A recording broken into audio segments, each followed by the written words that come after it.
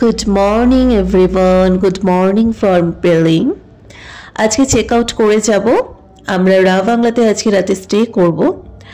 But এত ঠান্ডার কুয়াশাচ্ছন্ন আকাশ থাকায় এবার এসে কাঞ্চনজঙ্ঘার পরিষ্কার দেখা একদমই পেলাম না। প্রতিবার তোমাদের কাঞ্চনজঙ্ঘার সাথে দেখা করাই, এবার নিজেরাও দেখতে পেলাম না আর তোমাদেরকেও দেখাতে পারলাম না। সকাল সকাল স্নান টান করে আমরা একদম রেডি হয়ে গেছি। সকাল সকাল ব্রেকফাস্টটা করে নেব। ব্রেকফাস্ট করে কিন্তু আজকে মূলত আমরা ওয়েস্ট সিকিম থেকে সাউথ সিকিমে জার্নি করব। ওকে তো আজকে পেলিং থেকে বেরিয়ে আমরা যাচ্ছি রা বাংলা। একটা রাতে স্টে করবো রা বাংলাতে। আর রা বাংলা যাওয়ার পথে সাইট সিন বলতে ওই চারধাম আছে আর বুদ্ধা পার্ক, ওই দুটো করে নেবো, তোমাদের সাথে শেয়ার করবো। তোমরা সাথে থাকো, দেখতে থাকো। এখানের এক্সপিরিয়েন্স তো ভীষণ ভালো ছিল আমাদের। যাই হোক, জানি না পরে গিয়ে রোদ পাবো কিনা। এখানে আপাতত একটু রোদ আছে, কালকে ভালোই আমরা ঠান্ডাটা পেয়েছিলাম আর কি। যাই হোক, যেটুকু হবে তোমাদের সাথে শেয়ার করবো, তোমরা সাথে থাকো। পেলিং থেকে ফার্স্ট আমরা নামচি চারধাম এবং টেমিট্রি গার্ডেনটা দেখব। পেলিং থেকে নামচির ডিস্টেন্স 2 ঘন্টা মতো লাগে। চারধাম যাওয়ার আগে আমরা একটা দোকানে হল্ট করব। কেন, কারণটা তোমাদেরকে একটু পরেই বলে দিচ্ছি।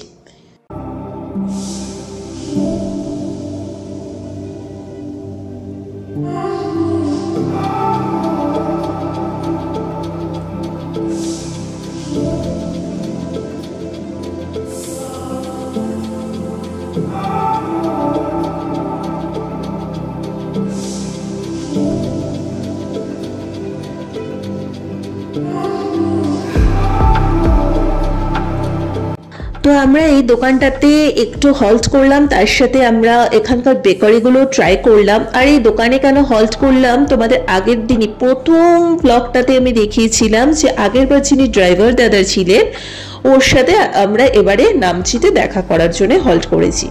এই যে সেই দাদা, মানে হোয়াইট কালারের যে হুডি পরে আছে, এই এখন যদিও বা ও গভর্নমেন্ট জব পেয়ে গেছে, তাই জন্য গাড়ি এখন চালায় না।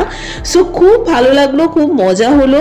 উনি আমাদের গিফটটা পেয়েও ভীষণ খুশি হয়েছে। একটা ছোট্ট গিফট আমাদের সবার তরফ থেকে ওনাকে দিলাম। দেন অনেকক্ষণ আড্ডা ফাড্ডা মেরে তারপরে আমরা আসলাম।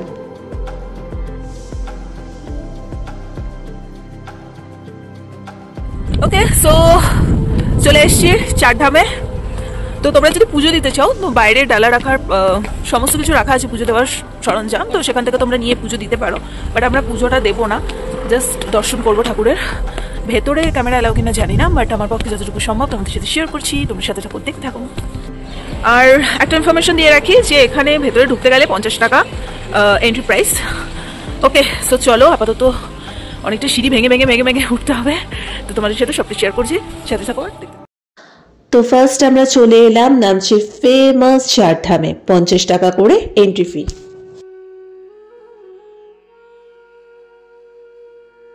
টেম্পলে ঢোকার আগে জুতোটা আমাদেরকে খুলে রাখতে হবে, এখানে জায়গা রয়েছে জুতো রাখার। সো জুতো খুলে তারপরে আমাদের ভেতরে এন্ট্রি নিতে হবে। এখানে মূলত বদ্রীনাথ, জগন্নাথ, রামেশ্বরম, দ্বারকা এই 4টি ধামে কিন্তু আছে। আর আছে অজস্র শিবলিঙ্গ।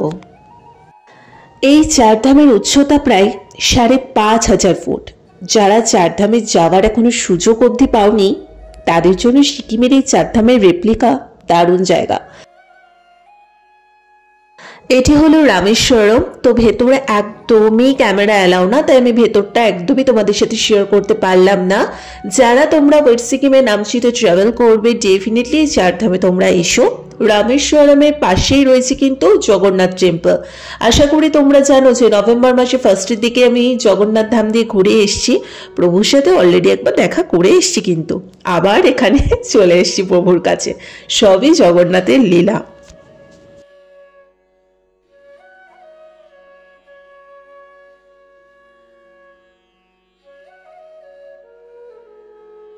রামেশ্বরমের পাশেই রয়েছে দ্বারকা। আর এটি হচ্ছে সবাই জানো ফেমাস বদ্রীনাথ। জানি না কোনোদিনও বদ্রীনাথে যেতে পারবো কিনা, বাট রেপ্লিকাটা দেখে কিন্তু দুর্দান্ত লাগলো। আর ভেতরে ছিল মহাদেবের খুব সুন্দর একটা মূর্তি, যেখানে খুব সুন্দর আরতি হচ্ছিল, পুজো হচ্ছিল। এবারে কিন্তু এই বিশাল যে বড় শিবলিঙ্গটা রয়েছে তার ওপরে আমরা সিঁড়ি ভেঙে উঠবো এবং ওখানে গিয়েও একটু আরতি করব।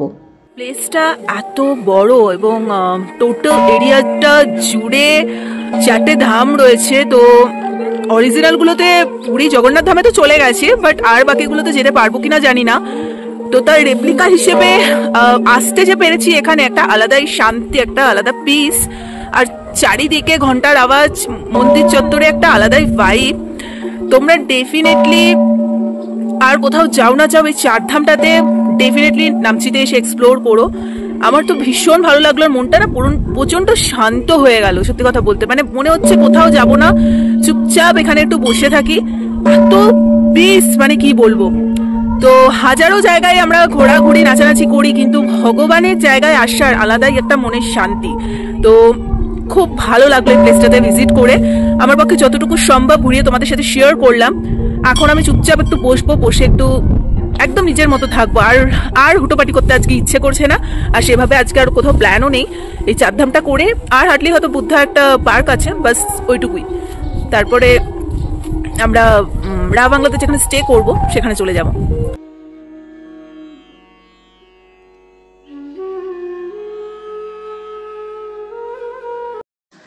সাউথ সিকিমের আরও একটি আকর্ষণীয় পয়েন্ট হলো টেমি টি গার্ডেন। 30 টাকা এন্ট্রি ফি। দূরে পাইন ফরেস্টের মধ্যে মেঘের কোলে এই টেমি টি গার্ডেন অপূর্ব সুন্দর লাগছিল। এখানেও চাইলে চা কিনে নিয়ে যেতে পারে। ট্র্যাডিশনাল ড্রেস পরেও এখানে অনেক ছবি তুলতে পারেন।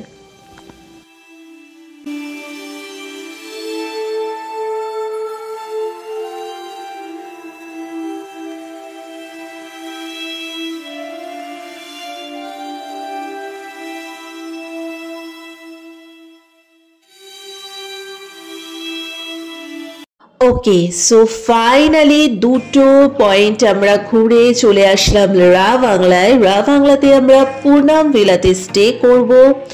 আমরা কিন্তু ট্রাভেল এজেন্সি থ্রু দিয়েই টোটাল ট্রিপটা করে থাকি, আর আমাদের ট্রাভেল এজেন্সির নাম হচ্ছে ভ্রমণ ট্রাভেল এজেন্সি।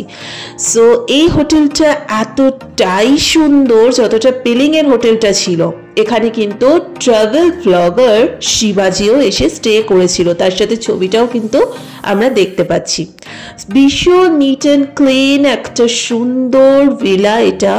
ফার্স্টেই কিন্তু আমরা দেখে নেব যে রিসেপশন এরিয়ার পরেই সিঁড়ি থেকে নেমেই কিন্তু ডাইনিং এরিয়া, যেখানে বসে আমরা লাঞ্চ ডিনার সবটাই করব। তার সাথে রুমটাও তোমাদের সাথে শেয়ার করে দিচ্ছি। পাশাপাশি দুটো রুম নেওয়া হয়েছে, একটা ছেলেদের একটা মেয়েদের। সো আমি একটা রুমই তোমাদের সাথে শেয়ার করে দিচ্ছি।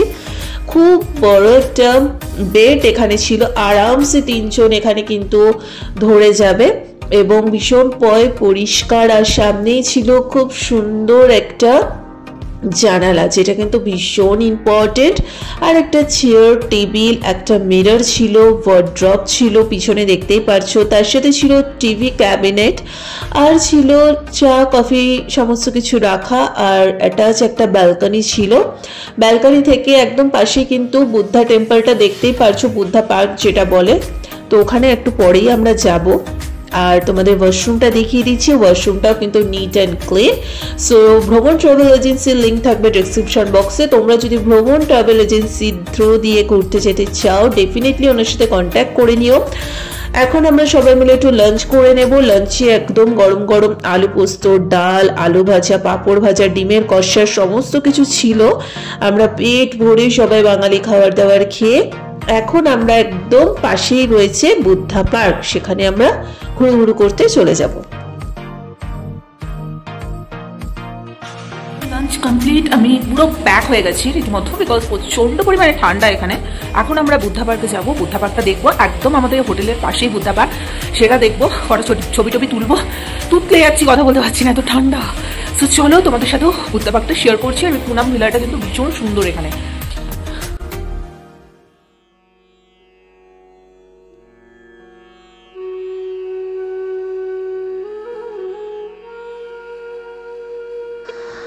বুদ্ধা পার্কে এন্ট্রি ফিস হচ্ছে 80 টাকা করে,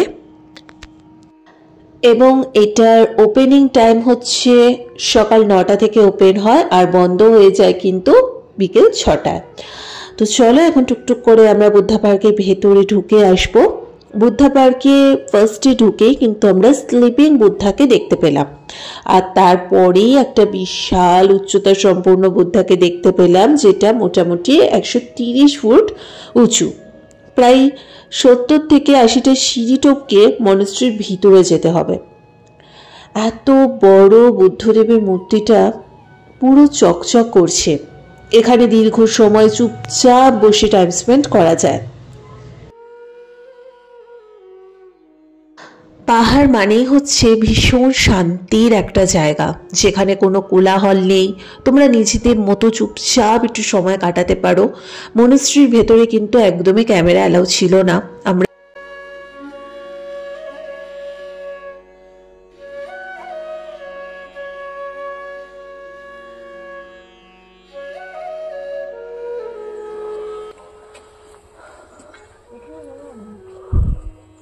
জায়গাটা খুব একদমই তাই। যদি একটু বসেও থাকিস মন শান্ত হয়ে যাবে, পুরো বডি শান্ত হয়ে যাবে। তো যথারীতি বুদ্ধ পার্ক দেখে আমরা সবাই ব্যাক টু হোটেলে চলে এসেছি। তারপরে রাতে দৃশ্য আর দেখাতে পারিনি, খাওয়া দাওয়া করলাম, পরে একটু রেস্ট নিতে না নিতেই কিন্তু পরের দিন ভোর 5টার সময় আমরা রা বাংলা টু এনজিপির জন্য বেরিয়ে পড়ব। কারণ আমাদের ট্রেন ছিল কিন্তু দুপুর 12:15, একদম অড টাইমে আমাদের ট্রেন ছিল। তো ভোর 5টার সময় আমাদের হোটেল ছেড়ে বেরিয়ে যেতে হয়েছে। রা Bangla to NJP distance almost 5-6 ঘন্টা তো লেগেই যায়, তাই এতটা ডিস্টেন্সে আমাদের কিন্তু তাড়াতাড়ি বেরোতে হয়েছে, না হলে কিন্তু আমরা ট্রেনটা একদম মিস করে যেতাম। সো পুরো ঘুটঘুটে অন্ধকার থেকে ভোর হওয়া পুরোটাই কিন্তু আমরা টোটাল গাড়িতেই কাটিয়ে দিয়েছি।